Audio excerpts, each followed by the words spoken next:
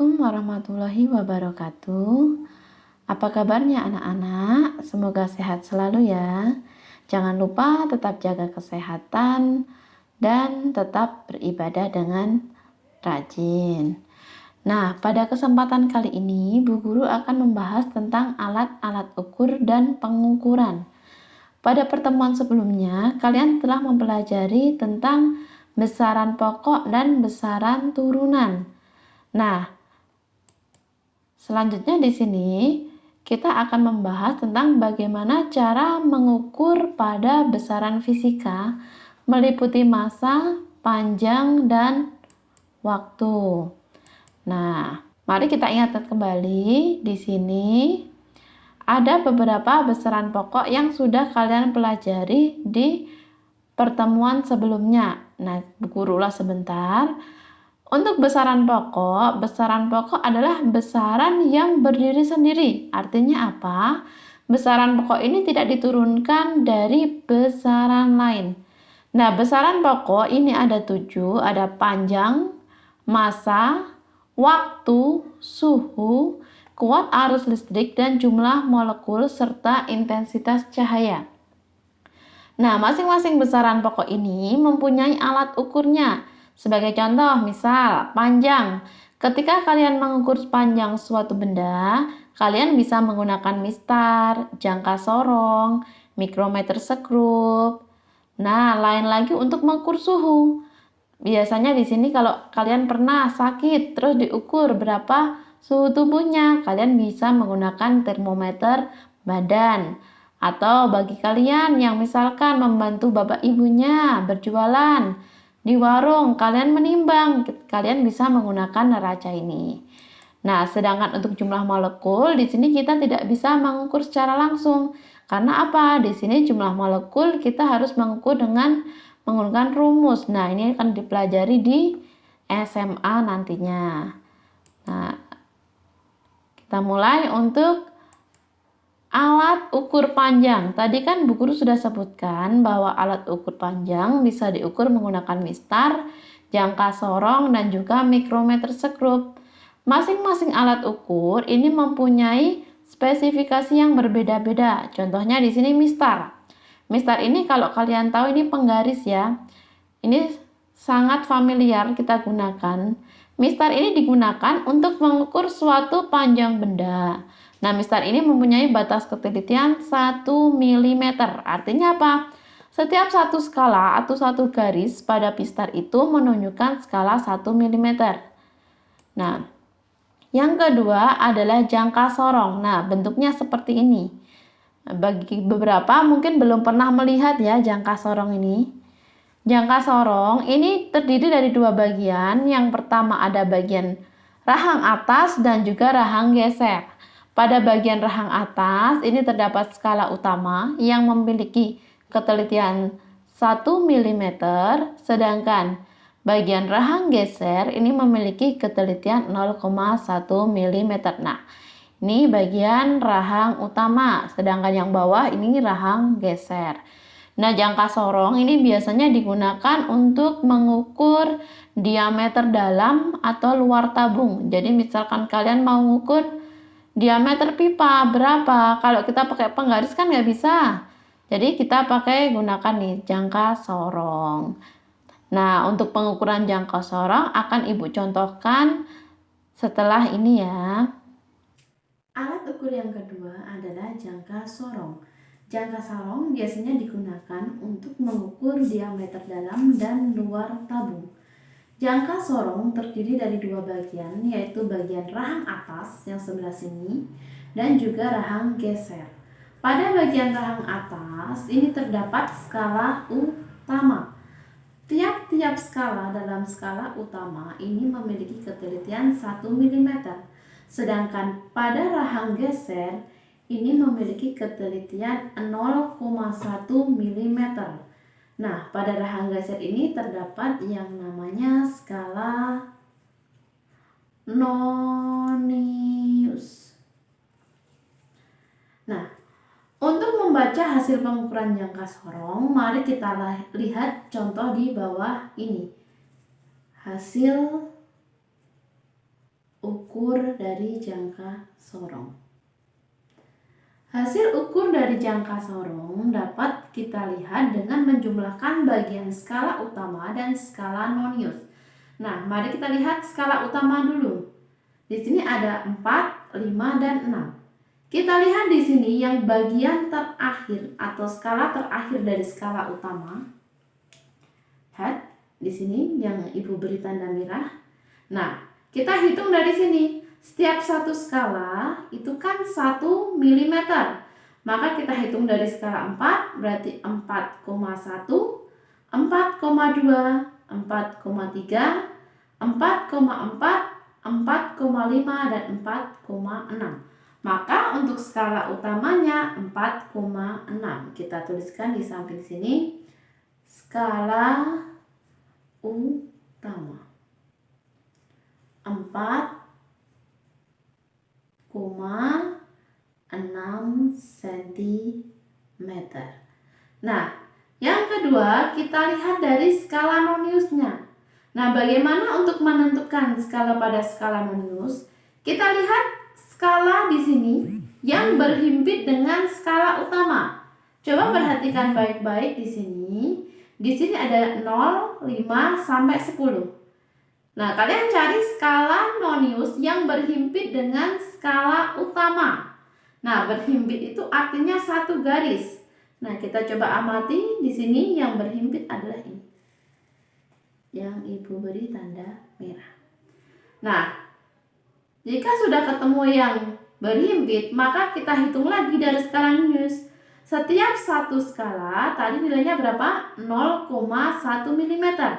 Maka kita hitung 1, 2, 3, 4, 5, 6. Maka di sini kita tuliskan skala nonius ini 6 kali 0,1 mm. Jadinya berapa ini? 0,6 mm. Nah, di sini kan belum sama satuannya. Untuk skala utama masih dalam bentuk cm, sedangkan skala nonius masih dalam bentuk milimeter. Maka kita ubah menjadi bentuk cm. Maka di sini skala noniusnya dari milimeter ke cm itu kan naik 1 sehingga dibagi 10. 0,6 mm dibagi 10 maka 0,06 mm. Nah, untuk hasil pengukurannya berarti tinggal kita jumlahkan 4,6 cm ditambah 0,06 cm berarti berapa? 4,66 cm. Nah, tadi pengukuran untuk jangka sorong. Selanjutnya di sini ada mikrometer sekrup. Nah, di sini mikrometer sekrup bentuknya seperti ini. Nah, digunakan untuk apa sih mikrometer sekrup? Mikrometer sekrup ini biasanya digunakan kalau mengukur ketebalan kertas. Nah, kalian tahu kan kertas, misalkan buku kalian juga bisa.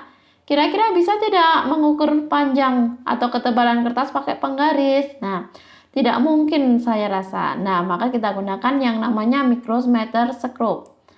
Nah, mikrometer sekrup ini digunakan untuk mengukur suatu panjang benda yang mempunyai batas ketelitian 0,01 mm. Nah, sama dengan jangka sorong pada mikrometer sekrup, ini terdapat bagian skala utama dan juga skala putar. Nah, pada skala putar ini terdapat skala nonius.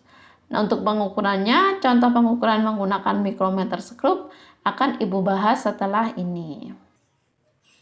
Alat ukur besaran panjang yang ketiga adalah mikrometer sekrup. Nah, ini sama dengan jangka sorong, hampir sama ya, tapi di sini mikrometer sekrup memiliki ketelitian yang lebih kecil daripada jangka sorong. Nah, pada bagian mikrometer sekrup ini terdapat dua bagian. Yang sebelah kiri di sini adalah skala utama. Skala utama. Sedangkan yang bagian kanan di sini atau di sini bagian skala putar ini merupakan skala Nonius. Nah, untuk skala utama ini, setiap satu skala ini menyatakan 1 mm.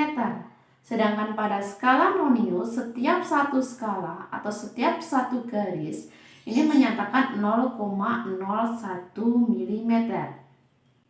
Nah, untuk hasil pengukuran dari mikrometer sekrup, di sini sama, dilihat dari hasil penjumlahan dari skala utama dan skala Nonius. Ini untuk hasil ukurnya.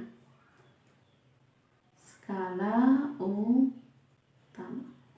Nah, mari kita perhatikan dulu untuk skala utama. Skala utama silahkan dilihat di skala terakhir sebelum skala Nonius. Atau di sini garis terakhirnya ini menunjukkan angka berapa. Di sini yang Ibu beri tanda biru nih ya. Ini garis terakhir. Nah, mari kita hitung. Di sini sudah ada angka 10 dan 20. Berarti di sini adalah berapa? 21, 22. Maka kita tuliskan di sini 22 mm. Sedangkan untuk skala Nonius, nah, skala Nonius di sebelah sini. Sama, kita lihat skala yang berhimpit dengan skala utama atau yang di sini terletak satu garis. Di sini skala Noniusnya. Nah, ini menunjukkan angka berapa? Kita perhatikan di sini. Di sini 25 sampai dengan 30. Berarti setiap satu garis ini menyatakan 1.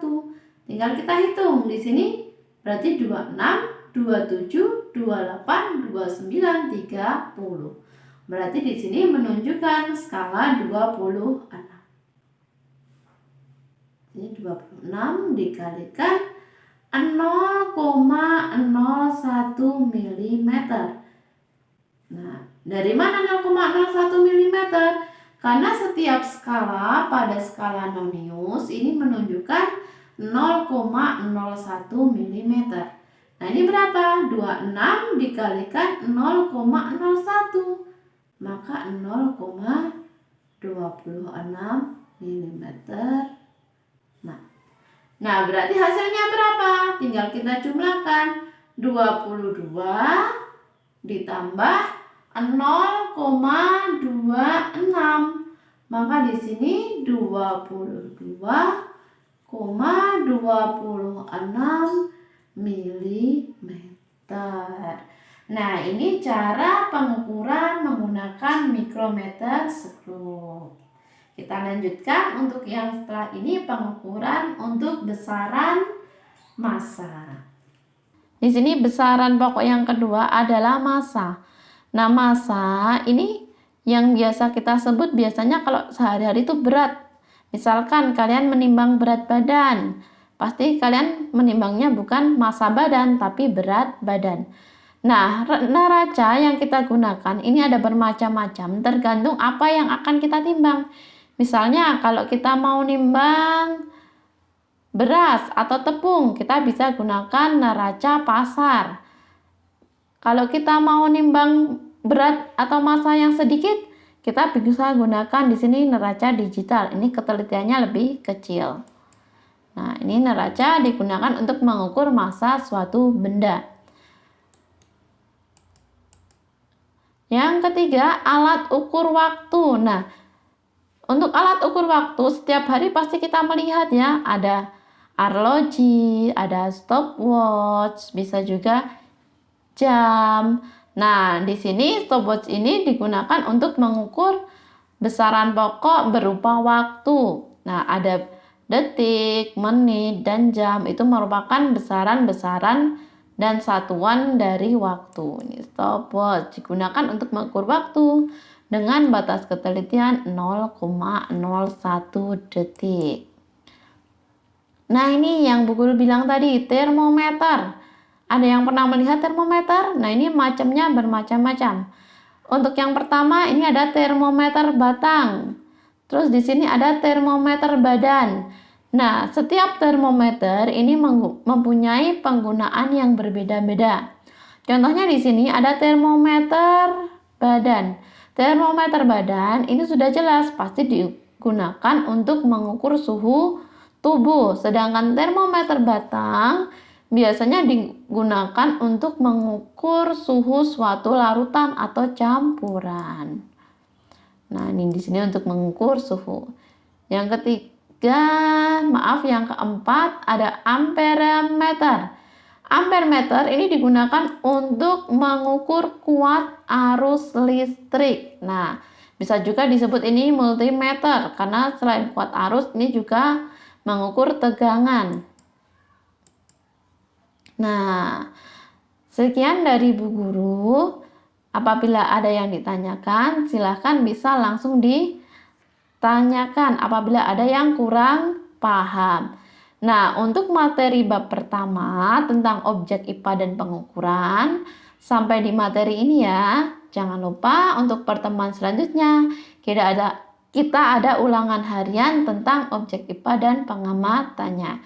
Terima kasih. Wassalamualaikum warahmatullahi wabarakatuh.